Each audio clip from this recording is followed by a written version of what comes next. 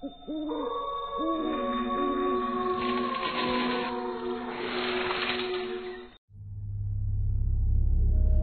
समय पहले पूजा आज बहुत खुश थी। वो उसकी 12वीं की परीक्षा में अव्वल नंबर से पास हुई थी। आगे की पढ़ाई वो मुंबई में करने वाली थी। वहां उसके परिवार में से कोई रिश्तेदार नहीं था, तो पूजा के पापा ने कॉलेज के हॉस्टल में पूजा को भेजना सही समझा। पहली बार पूजा अपने घर से दूर रहने वाली थी। वो थोड़ी दुखी थी, पर अपने सपने को पूरा करने के लिए उसने कॉलेज के हॉस्टल में जाना ठीक समझा। अपने माँ पापा का आशीर्वाद लेकर वो अपने राह पर निकल पड़ी। उसके पापा उसे हॉस्टल तक छोड़ने आए थे। वे दोनों हॉस्टल में पहुंच गए। बोलिए, मैं आपकी क्या मदद कर सकती हूँ? वो मेरा इस कॉलेज में नंबर आया है और मैं हॉस्टल में ही रहने वाली हूँ। क्या आप मुझे मेरा कमरा नंबर बताएंगी? हाँ जरूर। इतना बोलकर वार्डन ने पूजा की ओर देखा और थोड़ी देर के लिए शांत हो गई। फिर खुद को संभालते हुए वार्डन ने चेहरे पे मुस्कुराहट लाते हुए कहा, ओ, आपका रूम नंबर मिल गया। ये लीजिए चाबी। रूम नंबर क्या है? वो चाबी के टैग पे लिखा है। ओ हाँ, रूम नंबर 501। शुक्रिया। कोई बात नहीं, कुछ भी समस्या आए तो मुझे बोल देना। जी बिल्कुल। पूजा अपने पापा को अलविदा कहकर अपने रूम की तरफ चली रही थी। हॉस्टल बिल्कुल वीरान और सुनसान था। ये बात पूजा को बहुत अजीब लग रही थी। तभी उसे ऐसा लगा कि जैसे उसे किसी ने पीछे से धक्का दिया हो। पूजा ने देखा तो वहां कोई नहीं था। वो थोड़ी घबरा गई। फिर वो नजरअंदाज करके आगे चलने लगी। तभी अचानक उसे महसूस हुआ जैसे उसके साथ साथ उसके पीछे और भी कोई चल रहा हो। सामने लगे शीशे पर पूजा की नजर पड़ी तो वो चौंक गई। उसने देखा तो वहां एक लड़की खड़ी थी। कौन हो तुम? मैं प्रिया हूँ। तुम 501 में रहने वाली हो ना? हाँ, पर क्यों? वहाँ मत रहो, नहीं तुम मारी जाओगी। कुछ भी। वैसे तुम कौन हो? यहाँ पे रहती हो क्या? इसी कॉलेज में हो? तुमसे मतलब? ठीक है, तुम्हारी मर्जी। इतना बोलकर पूजा बस 2 कदम आगे चली और पीछे मुड़कर देखा तो वहां पे प्रिया नहीं थी। ये देखकर वो थोड़ी परेशान हो गई, मगर कुछ सोचकर वो अपने रूम की तरफ चली गई। पूजा का रूम बड़ा ही अच्छा और साफ सुथरा था। खाना खाने के बाद जब पूजा रूम में आई तो उसने सोचा ठंडी हवा में बालकनी में किताब पढ़ी जाए। उसकी बालकनी से बाहर का कुआं साफ दिखाई देता था, जो कि रात के अंधेरे में काफी डरावना लग रहा था। वो किताब पढ़ने लगी, तभी उसे कुएं के पास किसी की परछाई दिखाई दी, मगर अगले ही पल वो परछाई वहां से गायब हो गई। पूजा को अब नींद आने लगी। वो सोने जाने के लिए जैसे ही पीछे मुड़ी तो पीछे प्रिया खड़ी थी, जो पूजा को बगैर पल के झपकाए घूर कर देखे जा रही थी। उसे देखकर पता नहीं क्यों पूजा के डर से रोंगटे खड़े होने लगे। उसने डरते हकलाते हुए कहा, कौन हो तुम? तभी अचानक टेबल पर रखा हुआ टेबल लैंप जमीन पर गिर गया। पूजा तुरंत टेबल की ओर चली गई। उसने टेबल लैंप रखकर जैसे ही वापस पीछे मुड़कर देखा तो अब वहां कोई नहीं था। पूजा को अब अपना सर घूमता हुआ सा महसूस हुआ। वो बड़बड़ाने लगी, ये मेरे साथ क्या हो रहा है? इतना बोलते हुए पूजा अपने सर को दोनों हाथों से पकड़कर बेड पर गिर गई। तभी उसे अपने हाथ पर पानी की बूंदें टपकती हुई महसूस हुई। पूजा ने तुरंत अपनी नजरें छत की ओर कर ली, मगर उसने देखा कि छत पर कोई लीकेज नहीं था। पूजा अपने हाथ को टॉवल से साफ करने ही वाली थी कि अचानक उसने देखा कि उसका पूरा हाथ खून से सना हुआ था। जब उसने गिरती हुई बूंदों को गौर से देखा तो वो बुरी तरह से डर गई, क्योंकि छत से पानी नहीं खून टपक रहा था। पूजा ने बड़ी हिम्मत करके दोबारा डरते हुए जब छत की ओर देखा तो छत को देखकर उसके होश उड़ गए। उसने देखा छत पर एक लड़की छिपकली की तरह चिपकी हुई उसे घूर रही थी। उसके चेहरे का एक हिस्सा उसके लंबे लंबे बालों से ढका हुआ था और दूसरा हिस्सा बहुत ही भयानक दिखाई दे रहा था। उसके बाल बेहद लंबे थे। उसकी दोनों आंखें पूरी तरह लाल थी और उसकी दोनों आंखों में से खून की बूंदें नीचे टपक रही थी। इस भयानक मंजर को देखकर पूजा के गले से दबी दबी सी एक आवाज तक नहीं निकल पाई, जो उसके गले में ही दबकर रह गई। अचानक वो लड़की बेहद फुर्ती से कूद कर नीचे आ गई और पूजा को घूर कर खा जाने वाली नजरों से देखने लगी। पूजा वहां से भागना चाहती थी, मगर उसे ऐसा महसूस हो रहा था जैसे कि किसी ने उसके पैरों को बुरी तरह से जकड़ लिया हो। उसे अपने हाथ पैर बेजान से होते हुए महसूस होने लगे। पूजा कपकपाती हुई उसकी ओर देखकर बोली, कौन हो तुम और मुझसे क्या चाहती हो? मगर उस लड़की ने पूजा की बात का कोई जवाब नहीं दिया। वह बस पूजा को घूरे जा रही थी। अचानक उस लड़की की जीभ बेहद लंबी हो गई और उसकी जीभ ने पूजा की गर्दन को जकड़ लिया। पूजा को अपना दम घुटता हुआ सा महसूस हुआ। उसकी जीभ की पकड़ मजबूत होती जा रही थी। पूजा को ऐसा महसूस हुआ जैसे कि कोई उसके शरीर से उसका खून खींच रहा हो। तभी अचानक पूजा के कानों में वार्डन की आवाज आई। क्या हुआ तुम्हें? क्या तुम बहरी हो? मैं इतनी देर से तुम्हें आवाज लगा रही हूँ लेकिन तुम कुछ जवाब ही नहीं दे रही, बस बुत बनी खड़ी हुई हो। अचानक वो भयानक चेहरे वाली लड़की वहां से गायब हो गई और पूजा ने खुद को अकेला खड़ा हुआ पाया। उसे अपने शरीर में जान आती हुई महसूस हुई। अब वो अपने पैर हिला सकती थी। उसने बड़ी फुर्ती से वार्डन की ओर पलटकर देखा। पूजा का पूरा शरीर पसीने से भीग रहा था। उसके चेहरे से पसीने की बूंद टपक रही थी। पूजा की यह हालत देखकर वार्डन बुरी तरह से घबरा गई। वह तुरंत पूजा के पास आकर बोली, क्या हुआ? तुम ठीक तो हो? पानी, प्लीज मुझे एक गिलास पानी पिला दीजिए। वार्डन ने तुरंत पानी की बोतल निकालकर पूजा की ओर बढ़ा दी। पूजा एक ही सांस में सारा का सारा पानी पी गई और हैरान नजरों से वार्डन की ओर देखकर बोली, क्या हुआ? तुम्हारे चेहरे पर ये पसीना कैसा? पूजा ने एक ही सांस में वार्डन को सारी घटना बता दी। पूजा ने देखा कि वार्डन का चेहरा उतर गया। उसके चेहरे पर खौफ की परछाइयां लहराने लगी। मगर पूजा ने देखा वार्डन ने अचानक खुद को संभाल लिया और उसने गंभीर लहजे में पूजा की ओर देखकर कहा, कभी कभी हमें जो दिखता है वो सच नहीं होता पूजा, हमारी आंखों का भ्रम होता है। याद रखना, अगर तुम इसे सच समझोगी तो वो सच होगा और अगर भ्रम समझोगी तो सिवाय भ्रम के अलावा और कुछ भी नहीं होगा। पूजा वार्डन को हैरत भरी नजरों से देखने लगी। मैं आपकी किसी भी बात का मतलब नहीं समझ पा रही हूँ। प्लीज आप मुझे बताएं कि आखिर ये सब क्या हो रहा है। मुझे पूरा यकीन है आप इस बारे में जरूर कुछ न कुछ जानती होंगी। पूजा की बात सुनकर वार्डन पूजा को बहुत गौर से देखने लगी और उसके बाद वार्डन ने पूजा को जो कुछ बताया उसे सुनकर पूजा के होश उड़ गए। वार्डन ने उसे बताया कि बहुत सालों पहले इस कमरे में प्रिया नाम की एक लड़की रहा करती थी। कहते हैं कि वो एक शैतान की पुजारन थी। उसे काला जादू करने में महारत हासिल थी। लोगों को परेशान करके उसे मजा आता था। हॉस्टल के सारे स्टूडेंट उसके नाम से ही घबराते थे। फिर कुछ समय बाद हॉस्टल में लड़कियों के गायब होने की घटनाएं शुरू होने लगी, मगर किसी की इतनी हिम्मत नहीं थी कि वो प्रिया के ऊपर उंगली उठा सके। एक दिन हॉस्टल के वार्डन ने प्रिया को अपनी आंखों से हॉस्टल की एक लड़की को बलि देते हुए देख लिया। शैतान को खुश करने के लिए वो निर्दोष और मासूम लड़कियों की बलि देकर उनकी लाश उसके सामने कुएं में फेंक दिया करती थी। दूसरे दिन वार्डन ने ये सारी आंखों देखी घटना हॉस्टल में फैला दी। जो लड़कियां इस हॉस्टल से गायब हुई थी, इस बात का जब उनके पेरेंट्स को पता लगा तो ये सुनकर वो आग बबूला हो गए। उनमें से किसी ने भी पुलिस में रिपोर्ट दर्ज नहीं कराई, बल्कि वो सीधे हॉस्टल में आ धमके और उन्होंने इसी रूम में प्रिया को जिंदा जला दिया और उसकी लाश को उसी कुएं में फेंक दिया जिस कुएं में वो लड़कियों को मारकर फेंक दिया करती थी। हॉस्टल की रेपुटेशन खराब ना हो इसलिए ये बात मीडिया और पुलिस से छुपा ली गई और इस कमरे को बंद कर दिया गया। सालों बाद जब इस रूम को खोला गया तो रहस्यमयी घटनाएं होनी शुरू हो गई। इस कमरे में कोई भी लड़की रुकती तो दूसरे दिन वो यहां से भाग जाती या फिर रहस्यमयी तरीके से गायब हो जाती। जब वार्डन ने उसे रूम दिया था तो वो बहुत ही कश्मकश में थी। वार्डन की बात सुनकर पूजा खौफ भरी नजरों से वार्डन की ओर देखने लगी। उसने हकलाते हुए वार्डन की ओर देखकर कहा, अगर ऐसी बात थी तो फिर आपने मुझे इस बारे में पहले क्यों नहीं बताया? इस बारे में हॉस्टल में कोई बात नहीं करता। कहते हैं जब भी कोई प्रिया के बारे में बात करता है वो जिंदा नहीं बचता। वार्डन ने ये बात बोली ही थी कि अचानक उन दोनों के कानों में एक भारी आवाज टकराई। और तूने वो गलती कर दी। उन दोनों ने जैसे ही सामने की ओर देखा तो प्रिया अपना भयानक चेहरा लिए उन दोनों के सामने खड़ी हुई थी। प्रिया का भयानक चेहरा देखकर वार्डन की आंखें डर से फटी की फटी रह गई। उसने हकलाते हुए पूजा की ओर देखकर कहा, तुम यहाँ से भाग जाओ पूजा। लेकिन मैं आपको छोड़कर नहीं जा सकती। नहीं पूजा, तुम्हें यहाँ से जाना होगा। वार्डन ने इतना कहा ही था कि अचानक प्रिया की जीभ बेइंतहा लंबा हो गई और उसने वार्डन की गर्दन पकड़ ली। पूजा को फिर से अपने कदम जकड़े हुए से महसूस हुए। उसे अपना शरीर फिर से बेजान सा होता हुआ महसूस हुआ।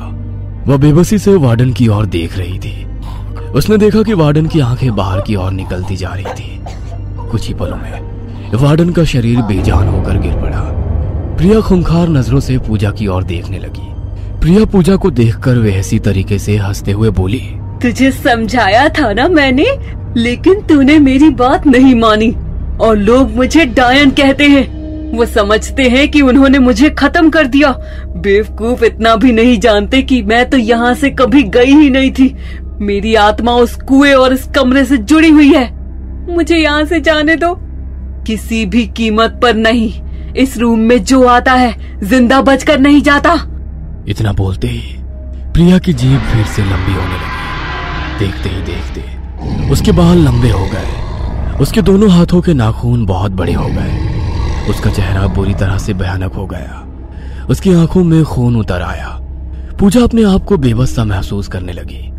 उसे एहसास होने लगा कि अब वो यहाँ से जिंदा बचकर नहीं जाएगी। खौफ के मारे पूजा ने अपनी आंखें बंद कर ली। तभी उसने कानों में वार्डन की बताई हुई बात गूंज गई। वार्डन ने कुछ देर पहले उससे कहा था कि अगर उसे सच मानोगी तो वो सच होगा और अगर भ्रम मानोगी तो वो भ्रम होगा। और अब पूजा के दिमाग में प्रिया की बात भी दौड़ने लगी। प्रिया ने भी कुछ देर पहले उससे कहा था कि वो उस कुएं और इस कमरे से जुड़ी हुई है। पूजा के दिमाग में ख्याल आया कि अगर वो इस कमरे से बाहर निकलने में कामयाब हो जाती है तो शायद उसकी जान बच सकती है। पूजा ने मन ही मन अपने इरादे को मजबूत किया और बेखौफ होकर आंखें खोल दी और अपनी आवाज तेज करते हुए प्रिया की ओर देखकर कहा, तू सिर्फ एक भ्रम है और कुछ नहीं। तू तो पहले से ही मर चुकी है। तू मेरा क्या बिगाड़ेगी? पूजा की बात सुनते ही प्रिया की लंबी होती जीभ वहीं के वहीं रुक गई। अचानक पूजा को अपने अंदर जान आती हुई महसूस हुई और वो बगैर देरी किए बेहद फुर्ती से कमरे के बाहर की ओर भागी। प्रिया चाहकर भी उसका पीछा नहीं कर पाई। पूजा दौड़कर हॉस्टल से बाहर निकल आई। अपना सामान वहीं छोड़कर पहली बस से अपने शहर वापस आ गई और उसने सारी घटना अपने पेरेंट्स को बताई। अगले दिन हॉस्टल की वार्डन की लाश हॉस्टल में प्रिया के कमरे में मिली। सब जानते हैं कि वार्डन की हत्या किसने की है, पर किसी ने भी डर और खौफ की वजह से कोई सवाल नहीं उठाया।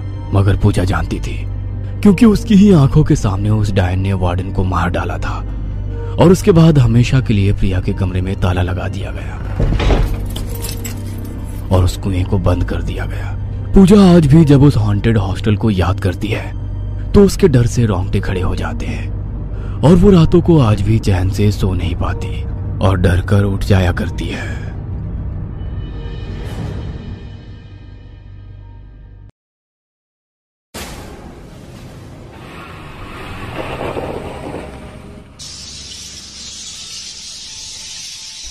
पागल खाने में एक लड़का जिसके पैरों में जंजीरें बंधी हुई थी और पास में एक डायरी रखी थी, वह दीवार पर नाखून मार रहा था।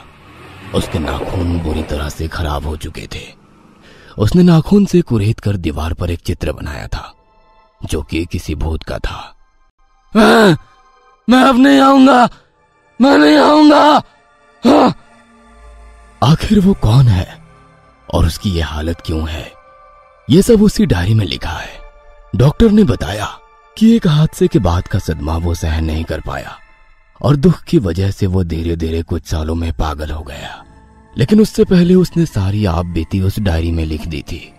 आइए हम आपको बताते हैं कि उस डायरी में क्या लिखा है। मेरा नाम अमन है। मैं एक टीनेजर था जब मेरे साथ वो भयानक घटना घटी। मेरे साथ कुछ ऐसा हुआ जो इंसान नहीं कर सकते, या मैं कहूं कि वह इंसान नहीं थे। मेरे लिए भूतों का शिकार करना और भूतिया जगहों पर जाना एक आम बात थी और मुझे ऐसे रिस्क अच्छे भी लगते थे। मैं और मेरे दो दोस्त कई भयानक जगहों पर जाते थे केवल भूतों को देखने के लिए, या आप कह सकते हैं कि भूत असली होते हैं या नहीं यह बात का पता लगाने के लिए, और अगर भूत सच में होते हैं तो उनसे मिलकर उनका सामना करने के लिए। लेकिन आज तक भूत कभी हमें नहीं मिले थे। कई बार हमारे साथ ऐसी कुछ घटनाएं घटी जिसमें अगर कोई आम इंसान होता तो उससे विश्वास हो जाता कि भूत होते हैं, क्योंकि वो वहां से बिना पूरी घटना को समझे डर कर भाग जाता। पर हम उस घटना की तह तक पहुंचकर उस वहम को तोड़ देते थे।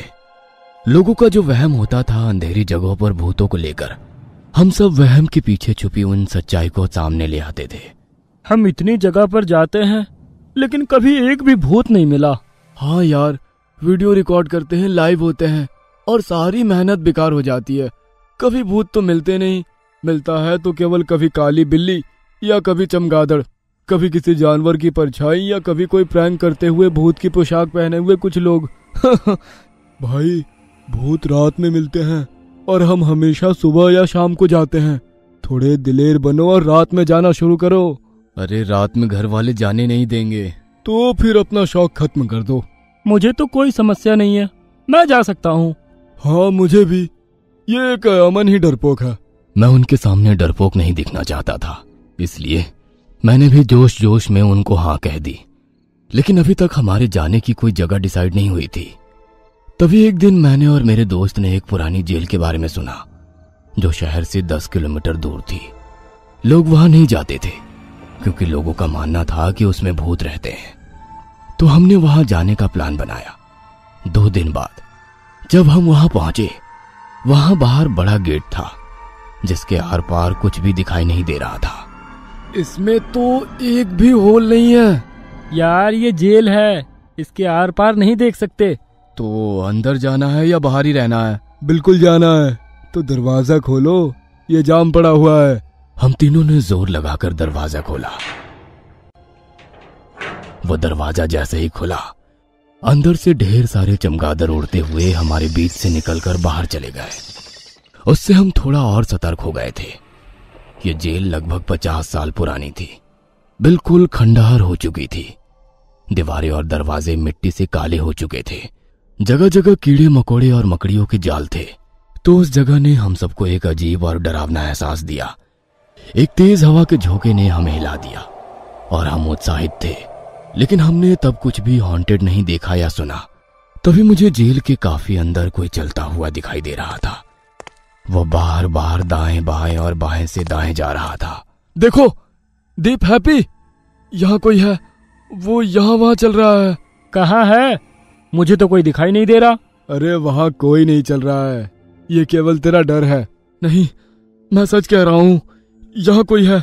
मुझे अभी भी वो वहां दिख रहा है। तभी हैप्पी ने मेरे सिर पर थप्पड़ मारा और मजाक करने लगा। अब बोल, अब दिख रहा है कोई? नहीं, पर मैं सच कह रहा हूँ यार, मुझे दिख रहा था। चल चल डरपोक कहीं का, हमें डराने की कोशिश मत कर बेटा। वो दोनों मेरा यकीन नहीं कर रहे थे। जेल के खौफनाक अंधेरे ने मुझे डरा दिया, इसलिए मैंने जल्दी से अपनी टॉर्च चालू किया। हम आधी रात को भूतों की तलाश में एक भूतिया कही जाने वाली जेल में थे। फर्श पर पुराने और बिखरे हुए रिकॉर्ड पड़े थे। दीवारें टूटी फूटी थी, हर जगह टूटा हुआ फर्नीचर, पानी के पाइप लीक हो रहे थे टप टप। और इसके अलावा भी कई तरह की आवाजें जेल से आ रही थी, जो आवाजें सुननी किसी के लिए भी सामान्य नहीं होगी। यार, तुमने सोचा कि यहाँ पानी कैसे लीक हो रहा है? यहाँ तो कोई रहता ही नहीं। रहते हैं, यहाँ भूत रहते हैं, इसलिए यहाँ पानी है। I make everyone happy, that's why my name is happy. बात सही है, अगर यहाँ कोई नहीं रहता तो पानी कैसे आया? यार, बरसात का पानी भर गया होगा कहीं, तो लीक हो रहा होगा। मुझे तो नहीं लगता ये बरसात का पानी है। अभी तो कई दिनों से बरसात भी नहीं हुई है। तो बेटा, भूतों को भी पानी की जरूरत नहीं होती। ये बात भी सही है। तो आखिर पानी आया कहाँ से?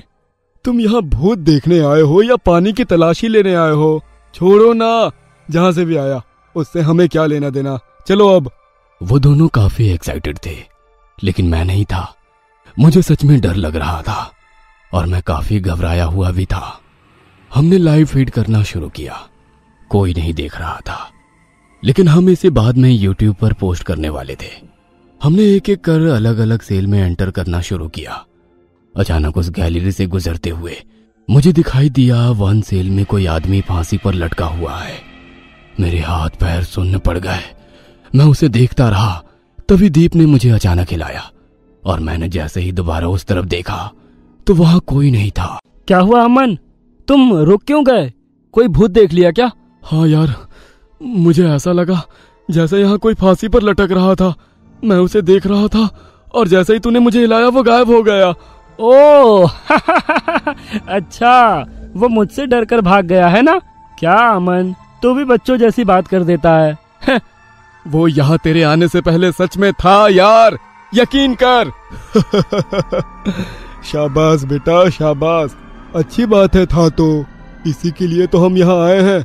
चलो चलो आगे चलो। जैसे ही हम जेल में आगे जाने लगे, हमने कुछ हलचल या कुछ आहटों को सुना। ऐसा लगा वहां कोई था। क्या तुमने सुनी वो आवाज? हाँ, मैंने सुनी। लगता है यहाँ कोई है। हाँ, मुझे भी सुनाई दी है, ये उस तरफ से आ रही है। चलो। आगे जाने पर हमें बेसमेंट का रास्ता दिखाई दिया। मैं बहुत डरा हुआ था। शायद प्रकृति मुझे संकेत दे रही थी कि कुछ बुरा होने वाला है। मैंने सोचा कि वे लोग डरे हुए क्यों नहीं हैं। दोस्तों सोच लो, मुझे लगता है कि मुझे वापस जाना चाहिए। हाँ हाँ चलेंगे, बार बार मुझे मत बताओ कि तुम डरे हुए हो। यार ऐसा एहसास मुझे कभी नहीं हुआ। हम पहले भी बहुत सी जगहों पर गए हैं, पर उस जेल में होने पर जैसा महसूस हो रहा था वो कभी लफ्जों में बयां नहीं कर पाऊंगा। हम बेसमेंट में जाने लगे। वहां बहुत भयानक गंध थी। वो काफी डरावनी और अंधेरी जगह थी। नीचे कमरे में एक छोटा बेड था जिस पर छोटे कीड़े थे और खाली गंदी प्लेटें रखी हुई थी। उसमें भी कीड़े चल रहे थे। हमने चारों ओर देखा और हमें एक सिक्योरिटी मॉनिटर मिला।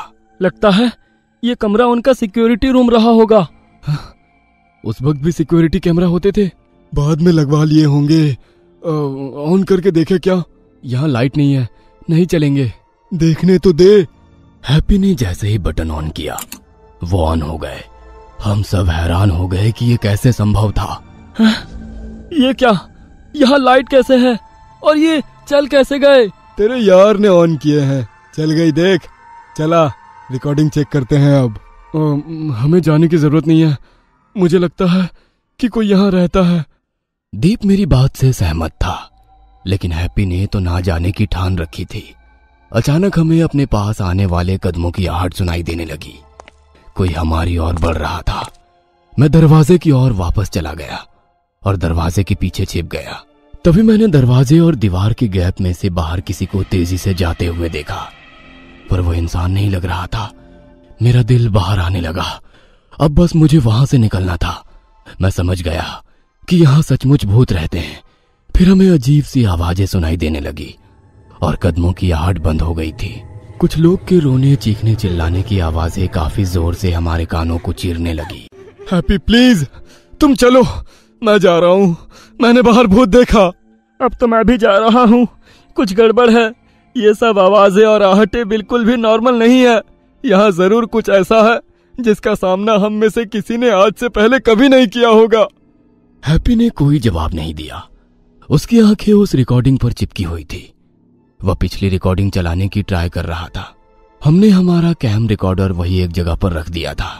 आखिर कैमरा रिकॉर्डिंग शुरू हो गई थी। ये क्या? ये तो लाइव कैमरा चल रहे हैं लेकिन क्लियर नहीं हो रहे हैं। ये कैसे पॉसिबल है? ये देखो, आज की डेट है और अभी का टाइम है, और ये देखो कमरा भी दिखाई दे रहा है जिसमें हम हैं। थोड़ा क्लियर होने दो। धीरे धीरे कैमरा रिकॉर्डिंग क्लियर होने लगी और हमने जो देखा उसने हमें मौत ही दिखा दी थी। हर एरिया में लोग भागते उड़ते दिखाई दे रहे थे और हमारे कमरे में हम तीनों के अलावा 2 आदमी और मौजूद थे, और हमारे कमरे के बाहर भी बहुत सारे लोग जमा थे और वो सभी कमरे का दरवाजा तोड़कर अंदर आना चाह रहे थे। अब हैप्पी के भी पसीने छूटने लगे। तभी अचानक लाइट चली गई। मैं जितना जोर से चिल्ला सकता था चिल्लाया और वहां से भागा। मुझे नहीं पता था कि किस दिशा में, लेकिन मैं बस भाग रहा था। मेरे हाथ में टॉर्च थी, पर डर से भागते हुए मेरे हाथों से गिर गई और अब मुझे उस अंधेरे में कुछ भी साफ दिखाई नहीं दे रहा था। तभी मैंने हैप्पी की चीख सुनी। मैं और डर गया। मैं रुक गया और महसूस किया कि मैं एक कमरे में था। मैं कदमों की आवाज सुन रहा था, इसलिए मैं छिप गया। जब कदम करीब आए तो मैंने दीप की आवाज सुनी। मैंने उसका हाथ पकड़ा, चुपचाप उसे बुलाया और हम दोनों कमरे में छिप गए। मुझे अपने फैसले पर पछतावा होने लगा। मैं मदद के लिए फोन करने के लिए अपना फोन ढूंढने लगा, लेकिन मुझे नहीं मिला। मैंने दौड़ते समय अपना फोन गिरा दिया था, इसलिए हमने उस जगह से बाहर भागने का फैसला किया। मेरी टॉर्च मुझे वहीं पास में गिरा हुआ मिला, पर अब वो बंद हो चुका था। हम दोनों ने हाथ पकड़ रखे थे। हम जितना हो सके चुपचाप चल रहे थे ताकि कोई आवाज ना हो। अचानक दीप का हाथ छूट गया। वह चिल्लाया, दूर जाने लगा। किसी ने उसे पकड़ लिया था। मेरी आंखों के सामने कोई उसे खींच ले गया। मैं उसकी आवाज के पीछे गया। वह रास्ता सिक्योरिटी रूम की तरफ जा रहा था। मैंने उस रूम के बाहर से छुपकर जो देखा वह मुझे बहुत सताता है। दीप चिल्ला रहा था और उस भूत ने उसको बालों से पकड़ा हुआ था। उसने इतनी जोर से उसके बाल खींचे कि उसके कुछ बाल जड़ से समेत बाहर निकल गए थे। छोड़ दो मुझे, जाने दो, मैं यहाँ कभी नहीं आऊंगा, मैं कभी नहीं आऊंगा। उस भूत ने दीप के गले में हाथ डाला और उसकी नसों को बाहर निकाल दिया। फिर उसने उसके होठों को पकड़कर फाड़ दिया। उसने दीप का सीना चीर कर उसका दिल भी निकाल लिया। फिर वो हैप्पी और दीप के दिल को उठाकर खाने लग गया। मैं मेरे दिमाग से बाहर हो गया था। मुझे लग रहा था मैं भी एक लाश बन गया हूं और मैं वहीं बेहोश हो गया। होश आने पर मैंने देखा कि मेरे चेहरे पर धूप पड़ रही है और मैं जिंदा हूं। मैं जल्दी से वहां से बाहर भागा। मैं सदमे से बाहर नहीं निकल पा रहा हूं। मैं दिन ब दिन पागल होता जा रहा हूं और मेरी कहानी यहीं खत्म करता हूं।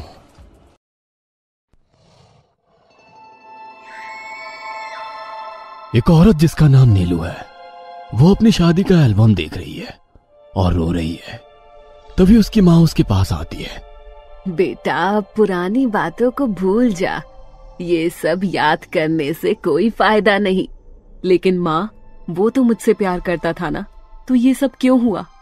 देख बेटा, इसमें तेरी कोई गलती नहीं है। पुलकित था ही ऐसा, बस तू अब खुद को समझा। दरअसल नीलू और उसके पति पुलकित का डिवोर्स हो चुका था और उसे एलिमनी के रूप में पुलकित का घर मिला था। चल बेटा, तैयार हो जा, कल घर भी जाना है तुझे। अपने भाई कार्तिक को भी ले जा कुछ दिनों के लिए अपने साथ में।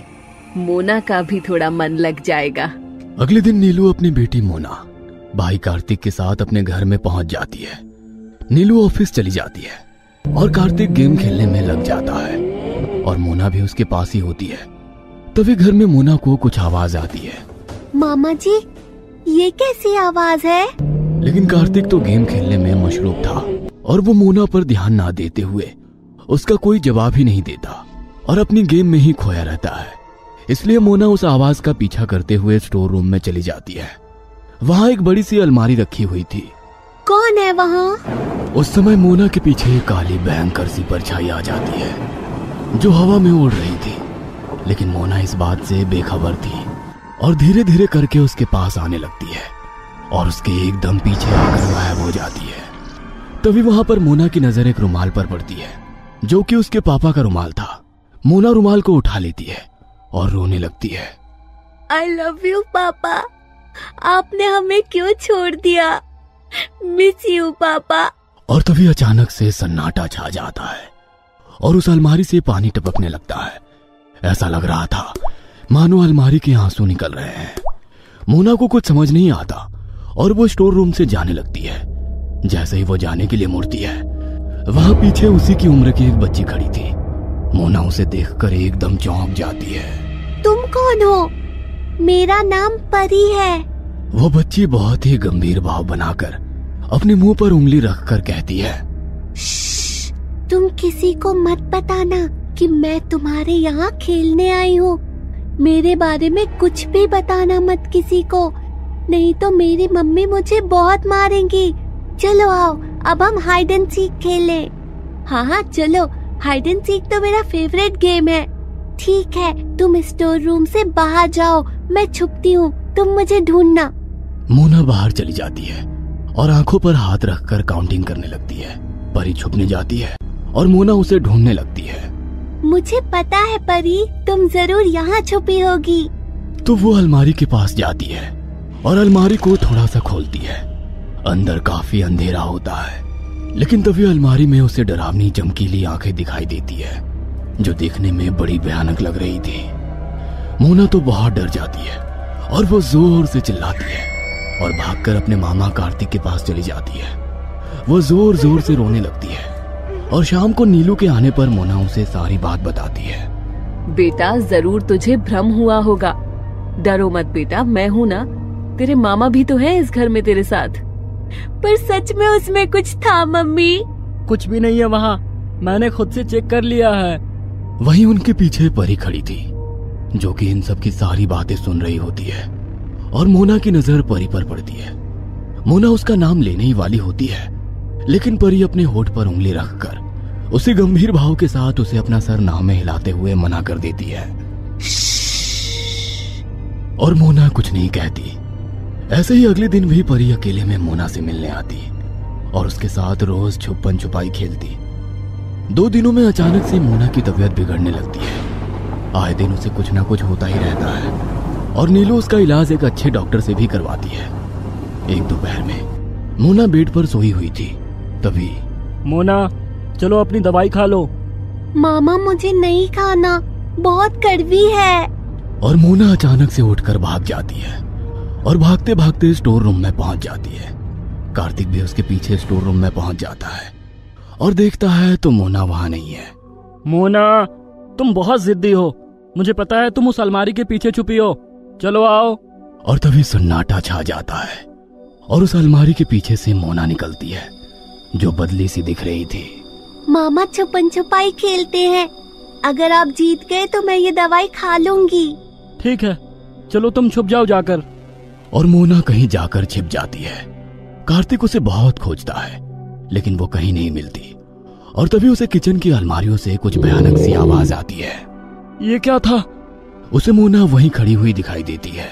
अच्छा, तो तुम यहाँ हो? वह मोना के पास जाने लगता है। तभी आगे बढ़ते हुए उसकी नजर उस अलमारी के शीशे पर पड़ती है, जो देखकर कार्तिक भौचक्का रह जाता है। वो शीशे में देखता है तो उसे वहां मोना नहीं दिखती, पर उसे उसके सामने खड़ी हुई मोना तो दिखाई दे रही थी।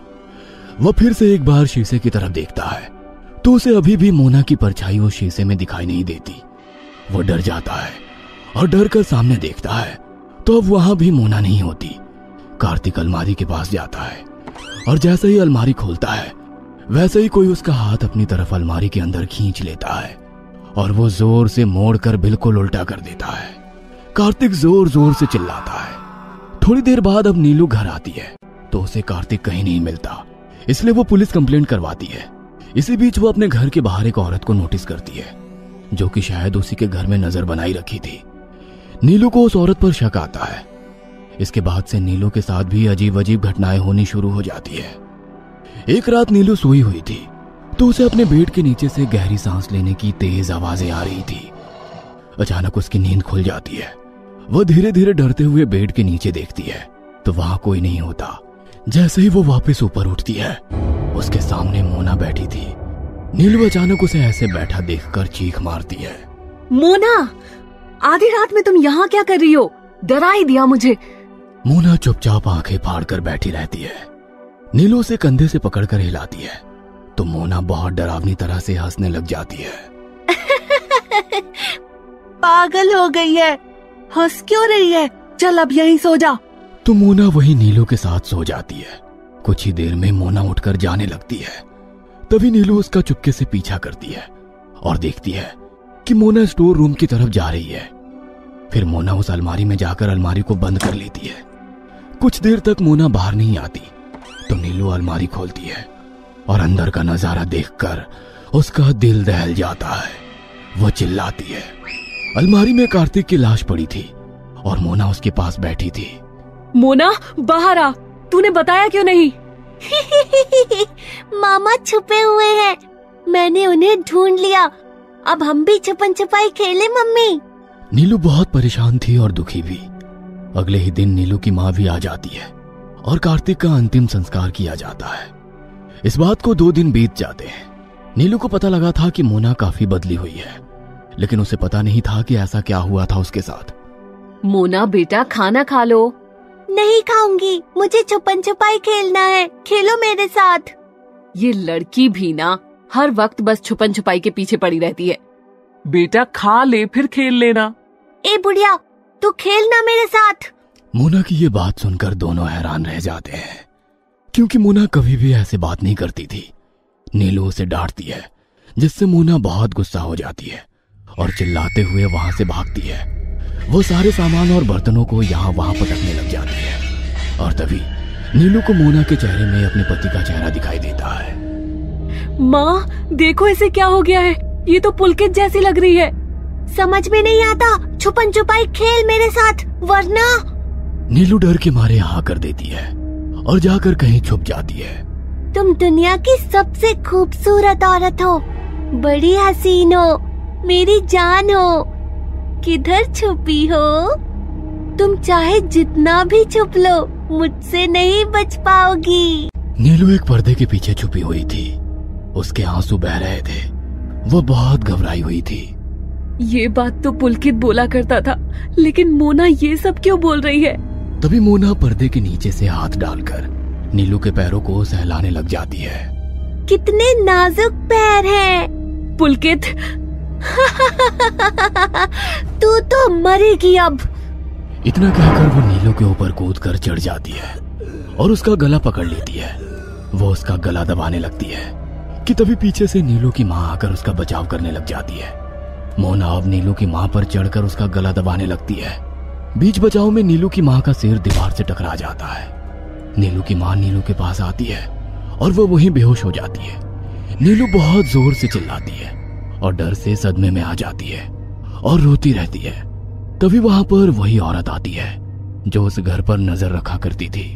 तुम? मैं रिया हूँ। तुम हम पर नजर क्यों रख रही हो? सब कुछ बाद में बताऊंगी। तुम अभी यहाँ से चलो मेरे साथ।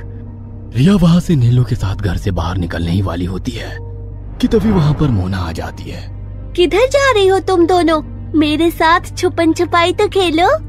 पुलकित छोड़ दो उसे, वो तुम्हारी बेटी है। वही नीलू को कुछ समझ में नहीं आ रहा था कि रिया कौन थी और ऐसे बात क्यों कर रही थी। वो मेरी बेटी है, मेरे साथ जाएगी। मैं तुम लोगों को यहाँ से आसानी से नहीं जाने दूंगा। तुम लोग मेरे साथ हाइड एंड सीक खेलो और अगर मैंने तुम लोगों को पकड़ लिया तो मैं तुम लोगों को जान से मार दूंगा और अगर नहीं पकड़ पाया तो ही जाने दूंगा। दोनों भागने की कोशिश करती है लेकिन भाग नहीं पाते, इसीलिए उन्हें छुपन छुपाई खेलना ही पड़ता है।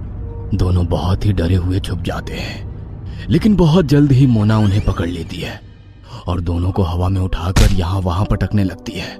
दोनों को काफी गंभीर चोट आ जाती है। तभी रिया मोना का ध्यान भटकाने लगती है। पुलकित मुझे माफ कर दो, मैंने जो तुम्हारे साथ किया वो बहुत गलत किया। अब मेरा पीछा छोड़ दो। और तभी मोना के शरीर से पुलकित की आत्मा निकल जाती है और वो बिल्कुल रिया के मुंह के पास जाकर जोर से चीख मारती है और रिया अपने हाथ से धीरे से नीलू को अपनी बेटी को वहां से लेकर निकल जाने के लिए इशारा कर देती है। वही रिया पुलकित की आत्मा को बातों ही बातों में किचन के पास ले जाती है और माचिस जलाकर अपने साथ घर को भी आग लगा देती है। दरअसल उसने पहले ही गैस को लीक कर दिया था क्योंकि उसे पता था कि यह सब होने वाला था। पुलकित की लाश उसी अलमारी में रखी हुई थी और उसकी लाश जल जाने के साथ ही उसकी आत्मा भी वहां से चली जाएगी। वही नीलू ये सब देखती ही रह जाती है और कुछ दिन बाद उसे पुलिस से पता चलता है कि रिया ने ही पुलकित को मारा था क्योंकि पुलकित उसे बहुत परेशान करने लगा था। रिया ने पैसों के लिए पुलकित से प्यार किया था लेकिन पुलकित उसे वाकई में पसंद करने लगा था और वो रिया को उसके साथ रहने के लिए ब्लैकमेल कर रहा था। रिया अपने बॉयफ्रेंड के साथ पुलकित से बात करने के लिए इसी घर में आई थी लेकिन इसी बीच उनके बीच हाथापाई हो गई थी जिससे पुलकित मारा गया था। हमें पूरा यकीन है दोस्तों कि आप लोगों को ये कहानी जरूर पसंद आई होगी। अगर आपके साथ भी कुछ ऐसे अनकहे किस्से हो चुके हैं तो प्लीज हमारे साथ शेयर करें। हम जरूर अपने चैनल पर उनको दिखाएंगे। हमारी ईमेल आईडी नीचे डिस्क्रिप्शन बॉक्स में दी गई है, तो प्लीज हमारे वीडियो और चैनल को शेयर एंड सब्सक्राइब करें और बने रहे हमारे साथ ऐसे ही अनकहे किस्से और कहानियां सुनने के लिए।